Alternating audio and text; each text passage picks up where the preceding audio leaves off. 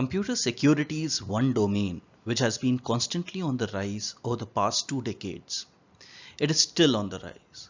Cybercrime related costs are expected to rise to $6 trillion by 2021, which is almost double to that of $3 trillion which was reported in 2015. Inflation or recession does not matter in this industry because the business of computer security is not dependent on economy. It is dependent on the spread of internet. With the rise of internet and availability of cheap data, the computer world is witnessing developments like never before. Just as the rise of civilization led to the rise in the crime rate all across the world, the rise of internet has seen a significant rise in the number of cybercrimes all across the world. This series of videos is aimed at teaching computer security or hacking to the viewers. Subscribe to the channel to get continuous updates on computer security or hacking related tutorials and videos. Before moving on any further, please note that the processes that we explore in this series should only be executed on your system or a system that you are in charge of protecting or with explicit written consent of the third party with whom the ownership of the system that you are currently working on lies with. There's a 2015 biopic on Steve Jobs. In the movie, we could see him talking about how a menu bar would revolutionize the computer industry. Do you know the time period of this apparently revolutionary change? It was the 1980s, which can be considered to be ancient with respect to computer industry. In about 3 decades since that revolutionary change, there is nothing revolutionary about having a menu bar anymore. Within half a generation, or arguably at most a generation, computers have swept across domains and industries. Every industry in the current day and age is talking about digital transformation. And with every industry becoming digital, the computer security business is bound to thrive. So here are some facts about the internet which has become the backbone of current day civilization and a basic necessity for a large part of the human population. The World Wide Web was invented in the year 1989 and the first ever website went live in 1991. There are more than 1.2 billion websites today. It might even be possible that by the time you watch this video, the number that we are discussing here might become obsolete. As on 31st December 2019, the number of internet users all across the world lies at 4.6 billion, up from 2 billion just in 2015. It is predicted that there would be 6 billion internet users by 2022 and almost 90% of the human population, which is expected to be about 7.5 billion, would be on the internet by 2030. With the increased Internet of Things, digital cars and electronic wearable devices, every user is expected to use more than one device. Every user would have several passwords and usernames. In the current day, almost 300 billion passwords are there on the net, which needs protection. More than 110 billion lines of code are produced each year.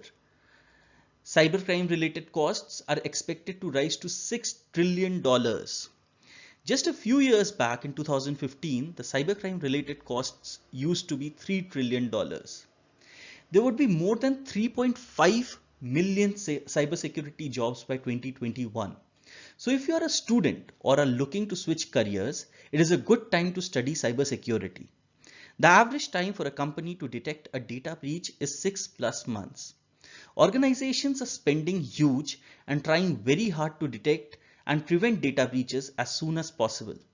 But the worst situation is in fact when an organization or individual doesn't even know that there is a breach. Security services define the services which guide policies for information security within an organization. These services comprise of confidentiality. Confidentiality is roughly equivalent to privacy. However, the two words are not interchangeable. Rather, confidentiality is a component of privacy that implements to protect our data from unauthorized viewers. Measures are taken to prevent sensitive information from reaching to wrong people while making sure that the right people are able to access the information. For example, banks must ensure the confidentiality of an account number or a routing number when banking online. To implement this, user IDs and passwords constitute a standard procedure. Recently, two-factor authentication is becoming the norm. Integrity means maintaining and assuring the accuracy, completeness, and consistency of data over its entire life cycle. This means that data should not be modified in an unauthorized or undetected manner. These measures include file permissions and user access controls. Version control may be used to prevent erroneous changes, and in fact, in some of the most sophisticated and advanced systems like SAP ERP, you cannot change anything without leaving an audit trail. Changes in data could occur as a result of non-human caused events like electromagnetic pulse or a server crash. Data sometimes includes checksums or cryptographic checksums for the verification of integrity. Backups or redundancies must be available to restore the affected data to its correct state. In law, non-repudiation implies one's intention to fulfill their obligations to a contract. It also implies that one party of a transaction cannot deny having received a transaction, nor can the other party deny having sent a transaction. Even in the case of technology, the concept is at its core a legal concept. For instance, the whole concept of digital signature is based on this concept. It is sufficient to show that the message matches a digital signature signed with the sender's private key, and thus only sender could have sent the message. However, the Alice sender could in turn claim that the digital signature algorithm is vulnerable and flawed, or allege or prove that his signing key has been compromised. Such assertions may or may not relieve the sender of liability, but the assertion would invalidate the claim that the signature necessarily proves authenticity and integrity. Hence, this service affects the organization's policies from this regard. For any information system to serve its purpose, the information residing in it should be available when needed. Availability is best ensured by rigorously maintaining all hardware, performing hardware repairs immediately when needed, and maintaining a correctly functioning operating system which is free of software conflicts. It is also important to keep current with all necessary system upgrades. There should be security controls to protect the hardware and communication channels used to access the information. Availability is often viewed as one of the most important parts of successful information security program.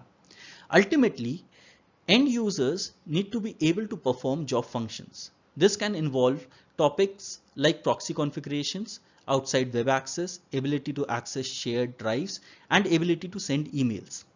Availability needs collaboration between various systems and teams like network operations team, development operations, incident response team, and change management team. A phrase which is often used in today's world is that data is the new oil. These security services help in protecting this new world oil, which is data, which lies at the heart of all these security services. Governments and regulatory bodies across the world have defined standards and regulations to use digital systems for businesses. These standards define security measures to prevent data loss and to prevent leakage of personal information. Though every country has its own rules and regulations, few of the most important and common ones include PCI DSS standard. It is an acronym for Payment Card Industry Security Standards Council, which was created to increase controls around cardholder data to reduce credit card fraud. All organizations that deal in credit cards are expected to follow these security standards. SOX or Oxley-Sarbanes Act sets requirements for public and in some cases private company boards, management, and public accounting firms with the aim of reducing corporate fraud and protecting investors. HIPAA or Healthcare Insurance Portability and Accountability Act stipulates how personally identifiable information maintained by healthcare and healthcare insurance industries should be protected from fraud and theft. GDPR or General Data Protection Regulation is an European Union law on data protection and privacy and transfer of personal data. COBIT framework is a framework proposed by ISACA which helps to navigate the challenge of providing information assurance, security, and risk mitigation. Organizations should continuously assess their security measures to prevent data breach and discover system vulnerabilities. Now let's talk about attack vectors. Attack vector is a path or means by which a hacker gains access to a computer or network server in order to deliver a payload or malicious outcome. Attack vectors enables hackers to exploit system vulnerabilities. One such common attack vector is a web page. Web pages and pop-ups take advantage of the browser's ability to access various programming languages like JavaScript, ActiveX, and macros. Malware makers now use Trojan horses, rootkits, and spyware to hack their targets. On being clicked, the malwares can install spyware, adware, Trojans, or dialers. The best practice to protect oneself from these attacks is to stay away from the risky websites. Automobiles have emerged as a recent attack vector. Most modern vehicles can be hacked. Accessing a car's internal network can allow you to control brakes, radio, display, windshield, and its engines.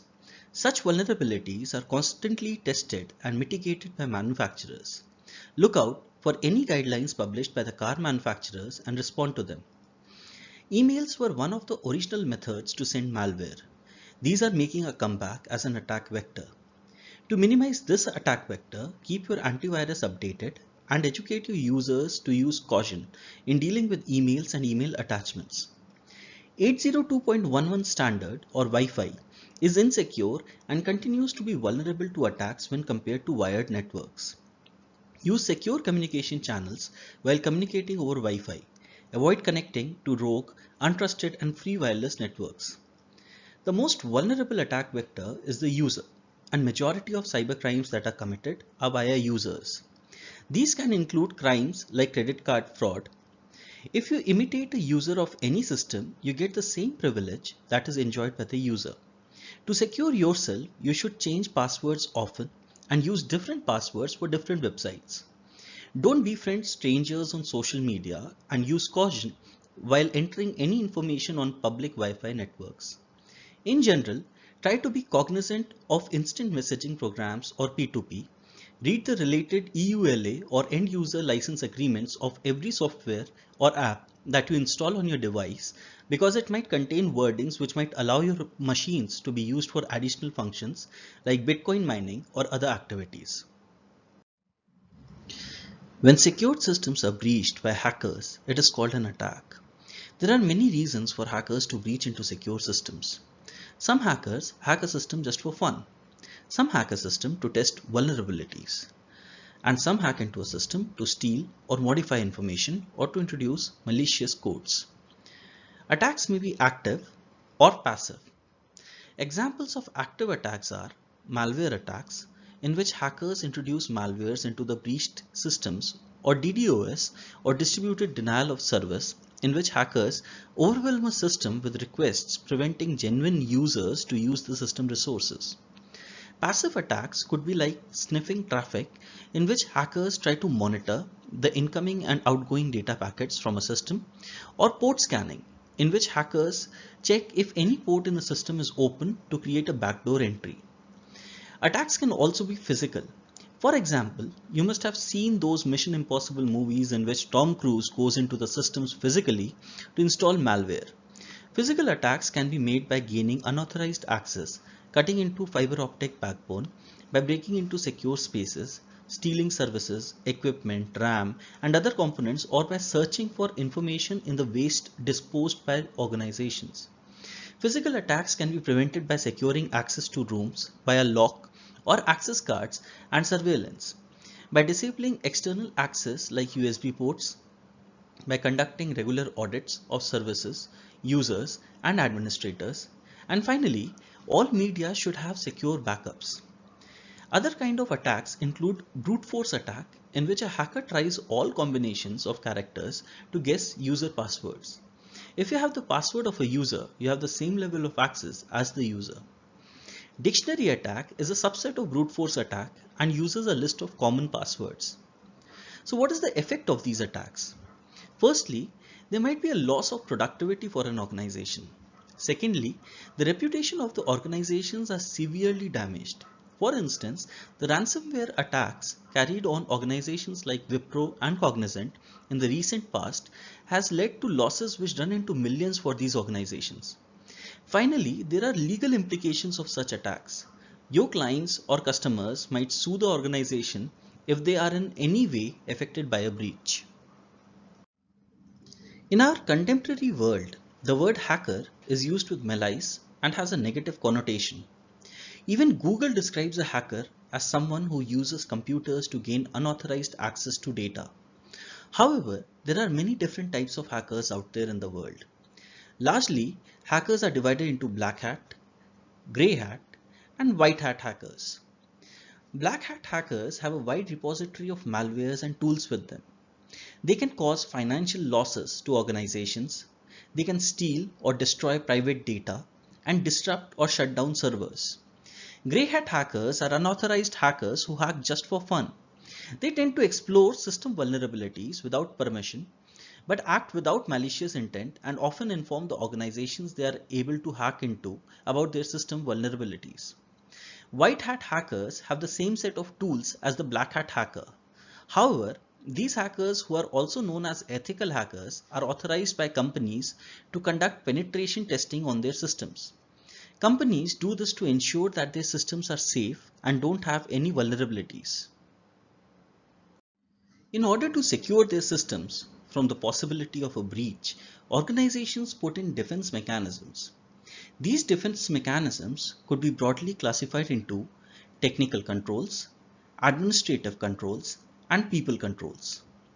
Technical controls are controls that are employed by an organization to detect and protect its infrastructure.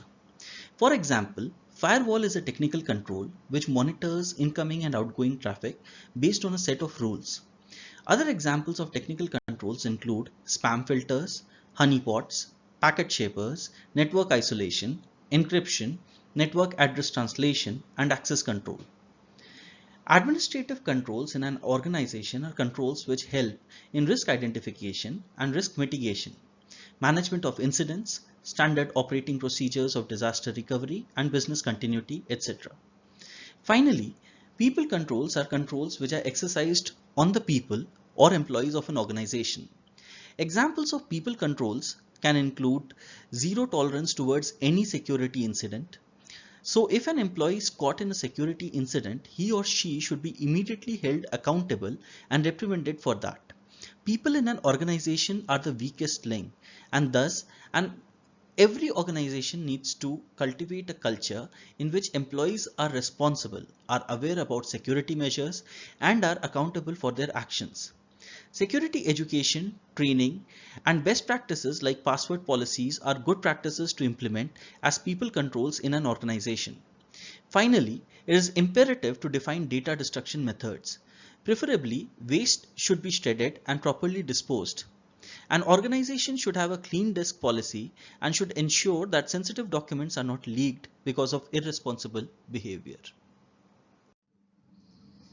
An organization must have a security plan, related policies, and procedures to enforce its policies. Security plan is an overview of security controls that ensures confidentiality, non-repudiation, integrity, and availability of information systems. A security plan outlines responsibilities for everyone who interacts with the system. It defines rules of proper conduct and what is expected by the users. Also, consequences for security violations must be defined and followed strictly with 100% adherence. Security plans must be reassessed on a regular basis, preferably within 3 years. The key players in setting up a security plan are the Chief Information Officer of an organization, Information System Owner, testing strategists, designers, and implementation personnel. Security policies of an organization are defined as per various guidelines, laws, federal policies, and procedures. Guidelines are recommendations or best practices. Laws are mandatorily enforced by a governing body. Policies are more or less formal statements, and procedures are step-by-step instructions of how to do something. There can be several categories of security policies like the end user security policy, information technology security policy, and policies for business and operations.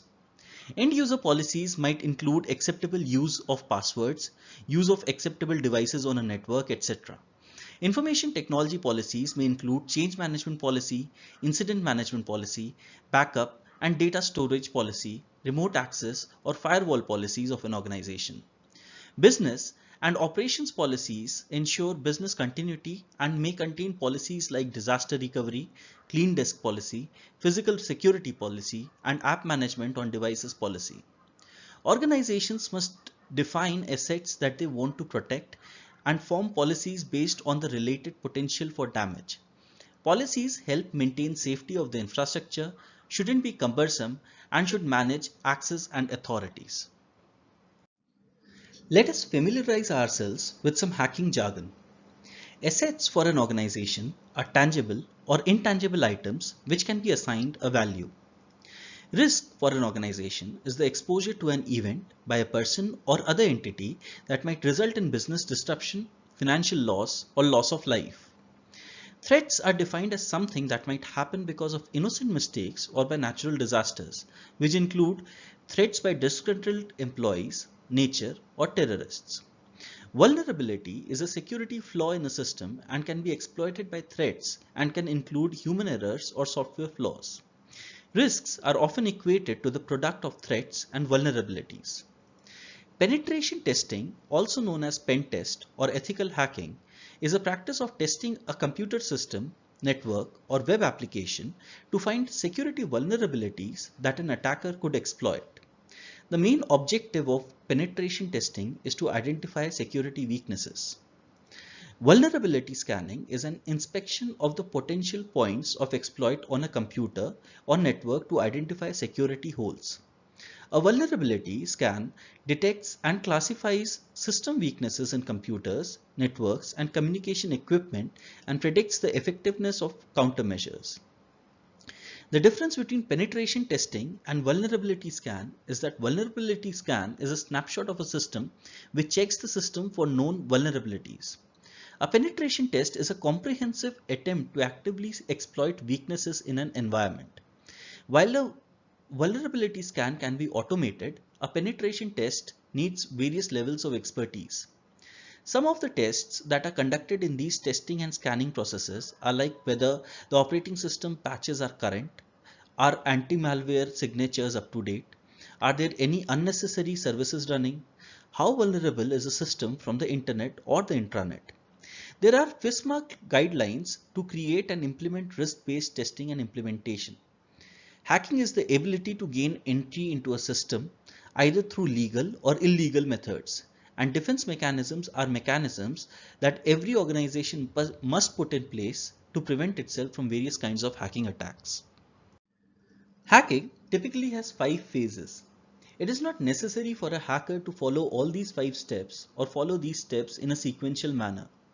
These phases might just be considered a stepwise process and when followed yields a better result. So we can consider the sequence of these 5 steps as the best practice for hacking. We are using the term hacking because hacking is hacking, irrespective of whether it is done with a malicious intent or not, or whether it is done legally or illegally. The first phase or the first step of hacking is the reconnaissance phase. In this phase, a hacker answers basic questions like who the hacker is going to attack, when will the attack take place, what will be the attack, why will the attack be done, and where will the attack take place. This is the phase in which a hacker uses active and passive techniques to know more about the target and looks for information like network details, host names, people information, etc. Reconnaissance is done using tools like Nmap, which helps in scanning the target, or by social engineering like collecting and analyzing publicly available information. The second phase of the hacking process is the scanning phase. In this phase, the hacker scans the network devices of the target with the goal of exploiting breaches. The hacker might use ping scan, TCP scan, OS footprinting for blueprinting the target system. Third phase of hacking is the gaining access phase. In this phase, the hacker breaks into the target system or the network using various tools and methods. After entering into the system, the hacker's primary intent is to increase the privilege to administrator level so she can install an application that she needs to modify, monitor, or hide.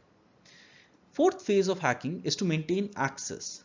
The goal of the hacker is to create a backdoor entry such that she could use the target system network without the knowledge of the user.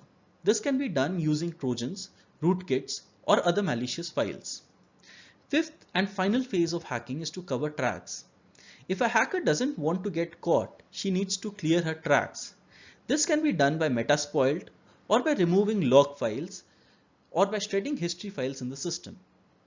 With this, we come to an end of part 1 of our hacking series. We gave an introduction to the hacking world. We'll discuss the various phases and the tools used for hacking in the subsequent videos. Please like and subscribe our channel to get regular updates about the videos we upload. Our next video will be on Reconnaissance, which is the first phase of hacking.